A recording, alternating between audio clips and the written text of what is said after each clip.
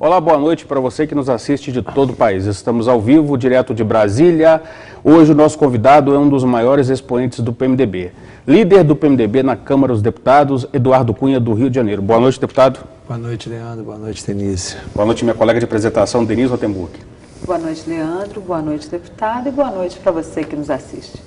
Deputado Eduardo Cunha é advogado, está no terceiro mandato, deputado federal e é do Rio de Janeiro, torcedor do Flamengo. Economista, advogado não. Economista, perdão. Advogado foi por minha conta, eu estou te promovendo. Sou rábula, como dizem. Deputado, só lembrando ao telespectador, o programa é ao vivo em rede nacional. Você pode mandar suas perguntas para 0 operadora 17 3355 8432 ou pelo e-mail frenteafrente@redevida.com.br ou pelo Twitter da Denise, que já está conectada aqui, vai aparecer na sua tela durante o programa, @Deni Rotenburg. Denise Rotenburg. Bom, deputado, essa semana começou complicada na Câmara com essa questão do presidente da Comissão de Direitos Humanos. Ele vai sair? Foi uma indicação sua?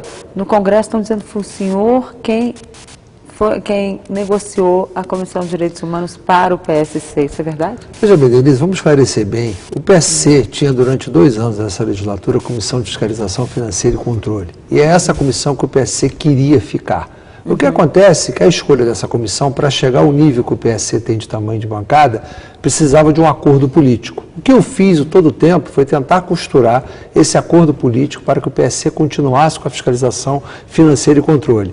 E iria dar certo. O que aconteceu foi que, com a entrada do PSD na escolha das comissões, tirou o equilíbrio de escolha que tinha antes. E o PSD escolheu a Comissão do Trabalho, que caberia ao PTB. Na medida que o PSD escolheu a Comissão do Trabalho, o PTB quebrou o acordo embaixo. Esse acordo do PTB permitiu que ele escolhesse a Comissão de Meio Ambiente. Não escolhesse a de Meio Ambiente, escolhesse outra Comissão de Desenvolvimento Urbano. E o que aconteceu? O PV e o PPS queria ficar com a Comissão de Direitos Humanos, quando viu que a Comissão de Meio Ambiente estava na frente dele, optou por escolher Meio Ambiente. Então não sobrou ao PSC outra alternativa que não fosse a de ficar com a Comissão de Direitos Humanos, contra a vontade deles.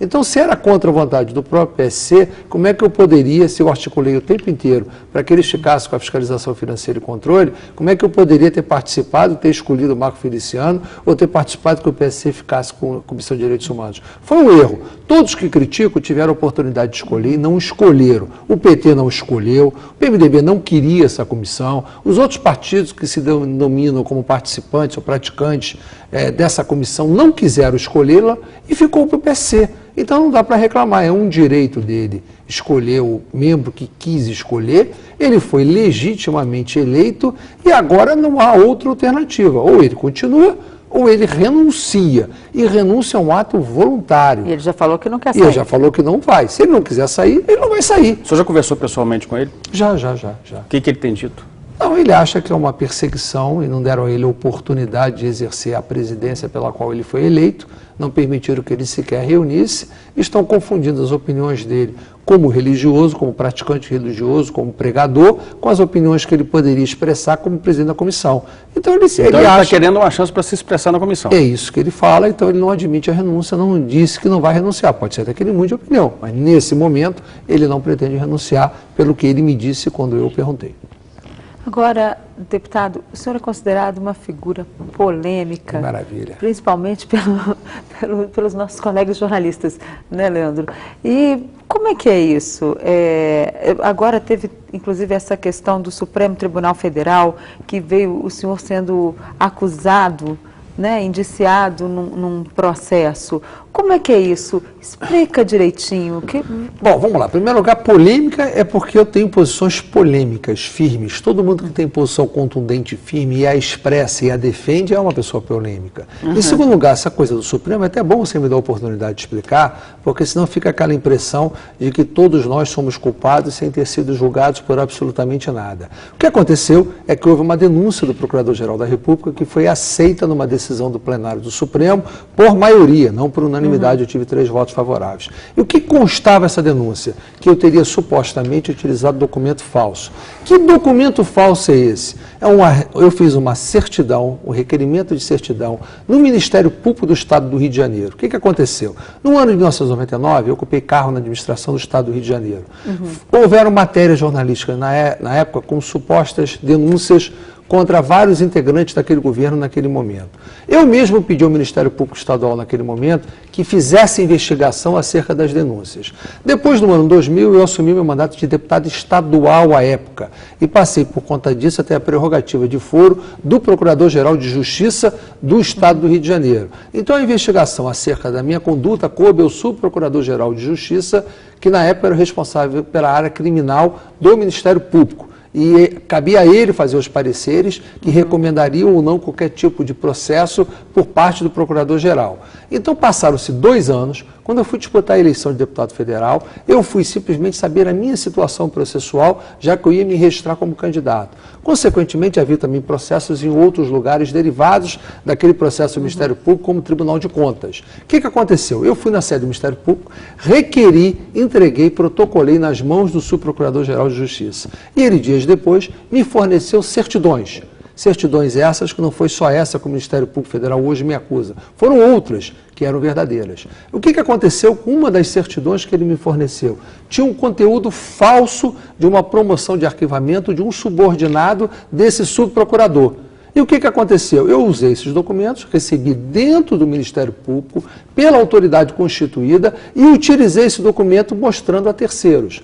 Consequentemente, depois se descobriu que a assinatura que havia sido promovido ao arquivamento do subordinado do subprocurador para o subprocurador teria sido falsificada. O Ministério Público abriu um procedimento investigatório, fui chamado.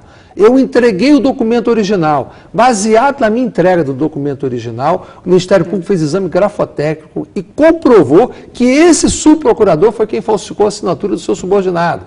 Foi aberto um processo no órgão especial do Tribunal de Justiça, eu fui testemunha de acusação e ele foi condenado a 3 anos e 9 meses de cadeia. E houveram outros 3 processos de outras pessoas que tiveram também documentos falsificados por ele. Ou seja, ele foi condenado graças a mim. Eu sou testemunha de acusação. Aí 2 promotores embaixo pegaram essas peças processuais e remeteram para o Procurador-Geral da República. E ele, sem abrir qualquer tipo de investigação, entregou uma denúncia por utilização de documento falso. Aí, de repente, eu fui transformado de testemunha de acusação em réu por utilização de documento falso. Olha a situação absurda. Eu fiz a condenação do sujeito porque eu prestei o depoimento e entreguei a comprovação. E, de repente, sou transformado em réu. Você está falando, então, que o PGR Roberto Gurgel fez acusação ao STF sem ler os autos? Não digo que se ele leu ou não leu, eu não estou aqui para julgar se ele leu ou não leu os autos. Eu estou te relatando, é o fato. Você pode até me perguntar, por que esses promotores teriam interesse em mandar para o PGR? É muito simples. Esse processo indo para o Supremo vai acarretar a anulação da condenação desse Procurador-Geral de Justiça, porque vai subir tudo para o Supremo e vai prescrever o crime dele, então ele vai se livrar da cadeia. Na prática, fizeram uma atitude corporativista para livrar esse subprocurador estelionatário de ir para a cadeia. Então, eu estou sendo usado dentro desse processo de corpo, então, do Ministério Público. Pessoal. Isso eu não tenho dúvida, porque é essa tentativa que eles vão fazer de anular todo o processo de condenação dele. Deputado, eu e a Denise estávamos comentando com o senhor antes do programa e trazemos agora a situação à pauta à mesa. De repente, o Procurador-Geral da República, Roberto Gurgel, que eu acabo de citar, tem enviado para o STF denúncias contra parlamentares do PMDB.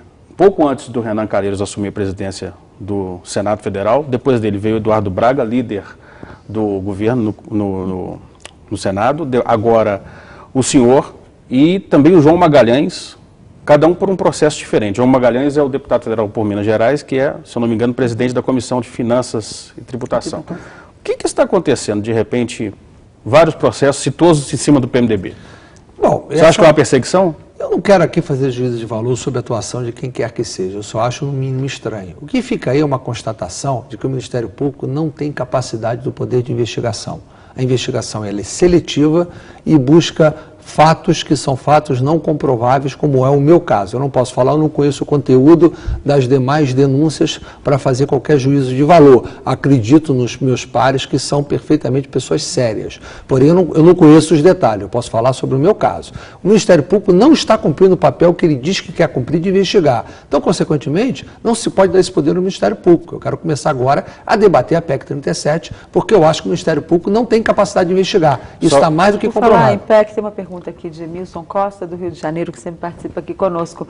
Ele pergunta, mesmo com esse equívoco por parte do Ministério Público no seu caso, o senhor será favorável à PEC que confere prerrogativa ao MP à investigação criminal? Eu sou favorável, eu tinha essa posição favorável, porém, pela prática que eu estou vendo hoje, a minha posição pessoal, não posso falar pela bancada, porque eu não levei o assunto à bancada, mas a minha posição vai ser favorável que a investigação fique com a polícia. Só para explicar para o telespectador, a PEC 37 de 2011 é a que restringe à polícia os poderes de investigações criminais. Claro.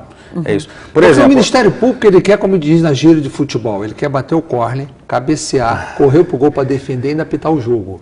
Se puder, ele já faz a sentença, pelo que eu estou vendo, e já publica a sentença. Faz até o edito diário oficial da publicação da sentença. É isso que hoje está acontecendo. Então, tem que também dar um basta nisso. Mas o senhor não acha que seria uma ao contrário do que o senhor fala, perseguição judiciária, uma perseguição dos congressistas contra o Ministério Público? Nenhum. A minha posição é absolutamente transparente e debate. Eu acho que a gente tem que debater o assunto. A gente tem que dar... O Ministério Público é o titular da ação penal. Cabe a ele fazer o que ele fez, fazer denúncia e sustentar a ação penal defendendo a sociedade. Agora, ele investigar, ele fazer ação penal, ser o titular da ação penal, ele ocupar todas as fases processuais, não é uma coisa normal. É melhor a gente dividir essa responsabilidade em vários entes. Então, eu acho que deixar a polícia investigar e o Ministério Público promover a ação penal, ser o titular da ação penal, é a maneira mais correta, que, aliás, sempre foi no passado. Mudou-se com o tempo. Aliás, independente ou não da PEC 37, há uma DIN no Supremo, o Supremo não pacificou esse entendimento até hoje, e o Supremo mesmo pode decidir, em função do que existe lá,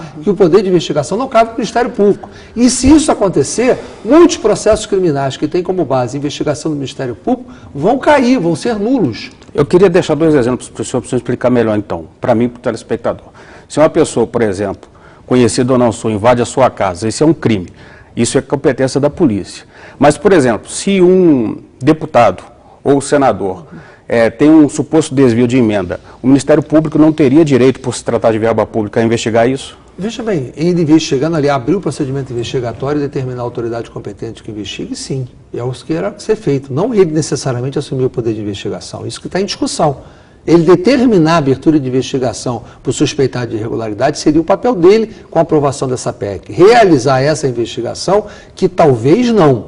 Isso que a gente tem que separar uma coisa, um ato do outro. Pode acompanhar. É óbvio que ele acompanha, até porque... Mas teria acesso ao inquérito? Sem dúvida, ele pode ter acesso ao inquérito. Porque muitos policiais e delegados acusam promotores de vazar o inquérito. Não, isso é um outro problema. Nós temos que responsabilizar o vazamento de inquérito, como também temos que responsabilizar a sucumbência, porque muitos procuradores e promotores abrem processos contra terceiros e depois esses terceiros gastam fortunas de advogados, depois as ações caem e ninguém paga o custo do advogado de quem tem que ser defendido. Consequentemente, a sucumbência deveria também ser paga pelo Ministério Público, pela União, contra quem perdeu a ação.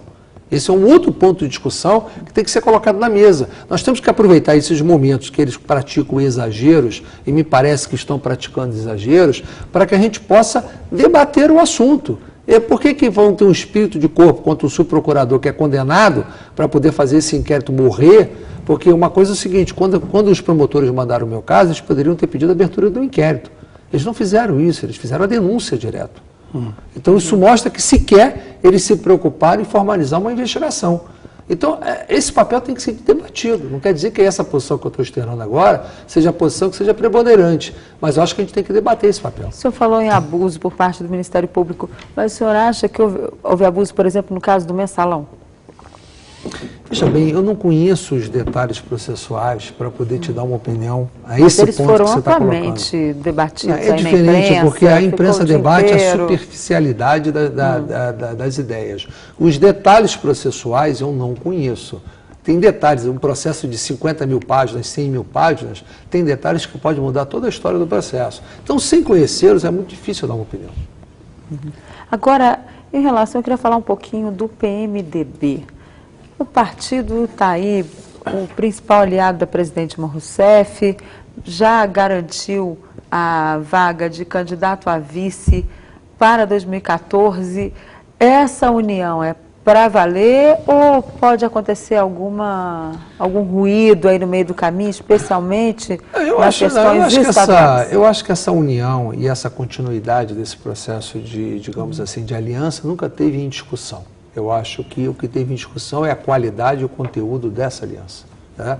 O PMDB sempre esteve nessa aliança, sempre esteve de braços abertos nessa aliança, sempre disse que continuaria, em nenhum momento o PMDB ameaçou não participar dessa aliança. O que o PMDB fez nesse tempo foi discutir a aliança.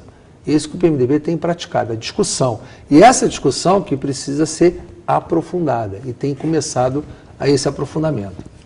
Bom, eu vou pedir um intervalo, que está na nossa hora aqui de pedir um intervalo. Nós conversamos hoje com o líder do PMDB na Câmara, deputado Eduardo Cunha, do Rio de Janeiro. Voltamos já, não saia daí.